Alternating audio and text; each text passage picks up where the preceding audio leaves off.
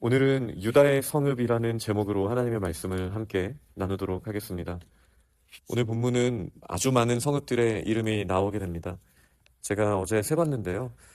123개 성읍의 이름이 나오고 있습니다.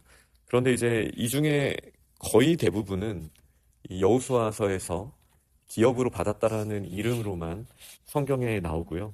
이 성이 성경에서 어떤 역할을 했는지에 대해서 나오지 않는 말 그대로 경계의 이름으로만 나오는 그룹들이 아주 많습니다. 대략 한 83개 정도의 성읍이 그렇다라고 말할 수 있습니다. 여호수아서 외에 아예 언급되지 않은 도시는 69개고요. 또 이 본문 외에 여호수아서의 이 15장 본문 외에 언급되지 않은 게 58개입니다. 그리고 역대기나 느헤미야서에서도 그 성읍의 목록으로만 나오거든요. 그런 부분이 있거든요. 그렇게 하는 게 이제 14개이니까 이 중에 83개는 이 성의 어떤 실제적인 역할이라기보다 경계로서만 성경에 등장한다라고 말할 수 있습니다. 그만큼 유다가 받은 이 성읍들이 중요했고 아주 넓었다라는 의미를 가지고 있다라고도 저희가 해석할 수 있겠죠. 저희가 읽으면서 조금 혼동되는 부분은 예를 들어 뭐 하솔 같은 경우는 워낙 유명하잖아요. 하솔 왕 야빈이 있는데 갈릴리 쪽에 있는 북쪽에 있는 이름이 가장 유명하거든요. 그런데 오늘 본문에 하솔이라는 이름이 3번이나 나오는데 이 3번 나오는 이름 다 사실 저희가 알고 있는 그 하솔이 아닙니다. 23절의 하솔, 25절의 하솔 핫다다, 그리고 그리오테스론이라고 불리는 하솔도 북쪽에 있는 하솔이 아니라 이름만 같은 하솔이라고 보시면 됩니다. 23절에 나오는 게데스도 성경에 나오는 다른 게데스 지역이 아니고 여기도 북쪽에 있는 게데스가 있는데 이거는 가데스 바네아의 줄임말이라고 저희가 이해할 수 있겠습니다. 이렇게 저희가 나오는 이름 중에 기브아였던 것 같은데 2번인가 나오는데 여기 같은 경우도 사실 아주 유명한 그 도시가 아닙니다. 제사장 엘르아살이 묻힌 에브라임 영토에 있는 기브아도 아닌 57절에 나오는 기브아는 그냥 유다에게 배정된 기브아입니다. 이렇게 똑같은 이름으로 나와서 저희가 이제 혼동할 수도 있지만 예를 들면 또 55절에 갈멜이라고 나오는데 저는 이게 사실 예전에 갈멜산의 그 갈멜이라고 생각했던 적도 있거든요. 성경에 왜냐하면 이 갈멜이라는 말이 언제 나오냐면 아비가일이 성경에 이제 나오게 되는데 아비가일의 원래 남편이 양을 치던 곳이 갈멜이거든요. 저는 그게 이제 북쪽이라고 예전에 성경 읽을 때는 생각한 적이 있었는데 여기도 헤브론에서 멀지 않은 남쪽 유다에게 배정된 곳이었습니다. 마찬가지로 그 사람은 마온 사람이었는데 이 마온과 갈멜은 가까운 곳에 있었던 성읍의 이름들인데 여기 또한 55절에 나오는 걸 볼 수 있죠. 그러나 그렇지 않다라고 하더라도 겹치는 성읍들이 있는 것도 사실입니다. 특히 시므온, 단지파, 그리고 베냐민 지파에게 분배된 성읍들 중에 유다에게 분배된 성읍과도 겹치게 되는데요. 그 이유는 크게 보면 3가지입니다. 하나는 오늘 본문 마지막에 나오는 예루살렘처럼 베냐민과 유다에게 주신 기업 분깃의 경계선이 예루살렘이었거든요. 그러니 이 예루살렘은 때로는 유다의 땅인 것처럼 때로는 베냐민의 땅인 것처럼 성경이 묘사가 되는데요. 경계선에 있을 때는 성읍 자체가 경계선에 있을 때는 이런 부분이 분명히 나타날 수 있죠. 이 시므온 같은 경우는 19장에 보면 거기에 분명하게 나오거든요. 유다에게 주신 분깃 안에 시므온이 받았다라고 말을 하는데 시므온은 저희가 잘 아는 것처럼 야곱에게 큰 저주를 받고 레위처럼 이제 흩어지게 되는 야곱의 저주를 받게 되는데 레위도 기업으로 받지 않았죠. 그러나 시므온은 레위처럼 여호와 하나님께서 땅이 아닌 다른 것을 기업으로 주신 것이 아니기 때문에 일단 유다에게 주신 기업들 중에 시므온에게도 중복해서 기업으로 주시는 장면이 이제 19장에 저희가 보게 됩니다. 그러다 보니 시므온이 땅으로 받은 곳이 사실은 유다에게 주셨던 땅 안에 있기 때문에 성읍이 겹쳐지는 면들이 있습니다. 시므온이 가장 남쪽을 받았는데 저희가 어제부터 오늘 읽은 내용으로는 이스라엘 가나안 땅의 가장 남쪽을 유다에게도 주셨거든요. 이게 겹치는 부분도 시므온은 사실 땅을 기업으로 받지 못한 거나 마찬가지인 좀 특수성이 있다라는 것도 저희가 알게 됩니다. 그러나 이 땅이 왜 중요하게 되냐면 시므온은 나중에 거의 유다에게 병합되는 거나 마찬가지 상황이 되기 때문입니다. 그 3가지 이유 중에 마지막 경우는 단지파의 경우인데요. 단지파는 저희가 사사기를 보면 오늘은 평지라고 표현이 된 그러나 쉐펠라라고 일반적으로 더 많이 부르는 블레셋 평야 지역과 유다 산지 사이에 있는 땅과 블레셋 지역을 단지파가 원래 분깃으로 받게 되거든요. 그러나 이들은 하나님이 주신 분깃을 포기하고 북쪽으로 이동을 하게 됩니다. 그래서 북쪽, 제가 아까 말씀드린 하솔 지역 쪽, 지금은 뭐 텔단이라고 있는 단지파 이름을 따서 텔단이라고 불리우는 곳이 있는데요. 이곳으로 하나님이 주신 기업을 버리고 갔어요.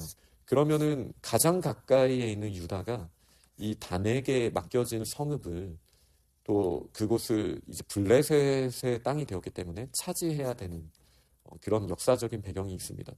그래서 오늘 본문에 보면 적어도 세 도성이 원래는 단에게 주셨던 성읍의 이름이 나오게 되고, 세 도성 말고도 저희가 잘 알고 있는 블레셋의 5도시 이름 중에 세 도시 이름이 오늘 나왔거든요. 그 도시 중에 가장 북쪽에 있는 도시 하나는 에그론, 45절에 나오는 에그론이라는 지역도 분명히 단에게 주셨던 땅입니다.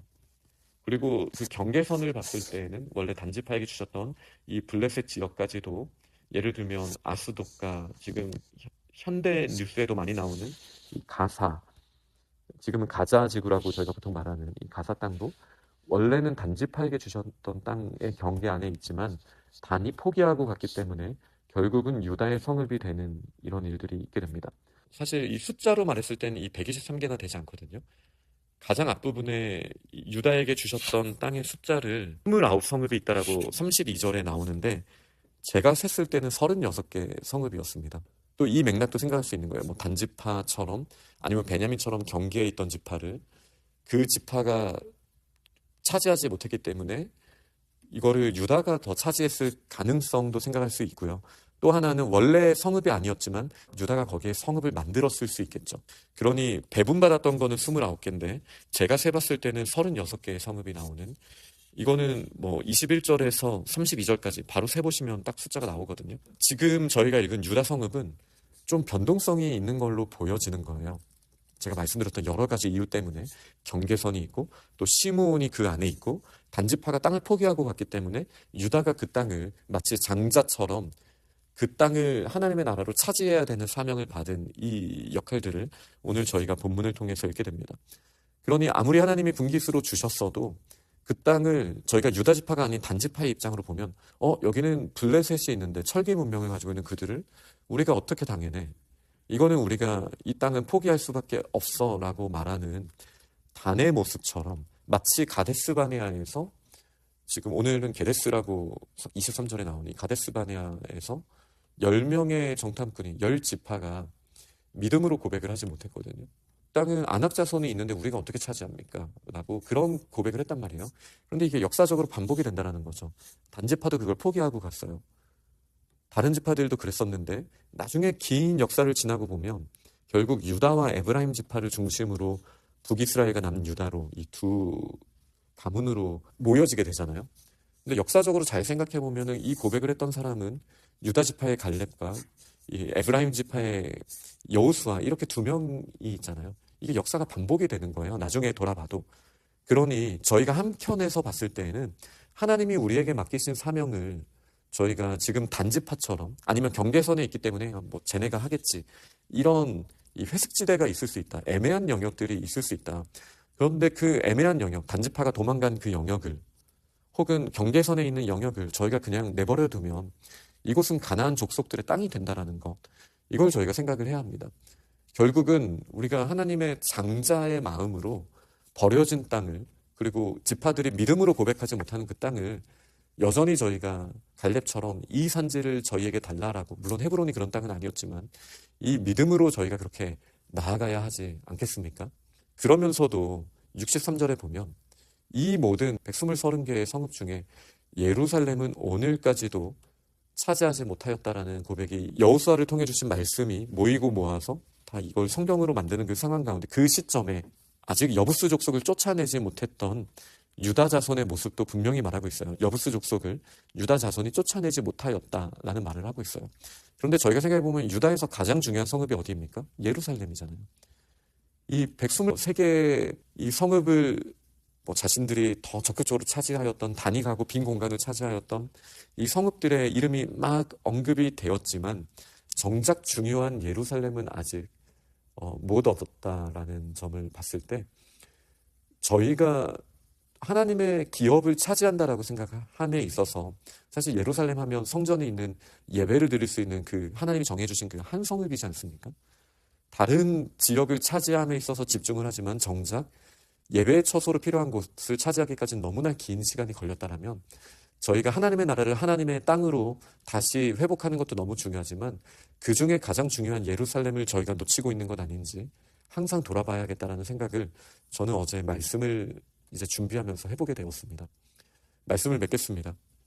정말 많은 성읍의 이름들이 나왔고 이 성읍은 다른 지파들과의 경계선에 있거나 아니면 그 다른 지파가 단지파 같은 경우 포기하고 떠난 성읍들, 또 시므온 같은 경우는 우리의 서금 안에 겹쳐지는 이렇게 형제로서 겹쳐지는 영역에서 우리가 감당해야 될 영역이 분명히 있다. 저희가 교회든 우리의 가정이든 우리의 일터든 우리가 공동체로 같이 살아가지만 이걸 하나님의 영역으로 그들에게 맡기신 영역이 충분하게 감당되지 못할 때 우리는 그 일을 하나님의 나라를 위하여 감당해야 되는 영역이 분명히 있다. 우리 하나님은 그 유다의 이런 면들을 기억하시고 계신다. 이것도 매우 중요합니다. 그러나 이 한 축과 더불어서 그런데 우리는 지금 예루살렘을 차지했는가?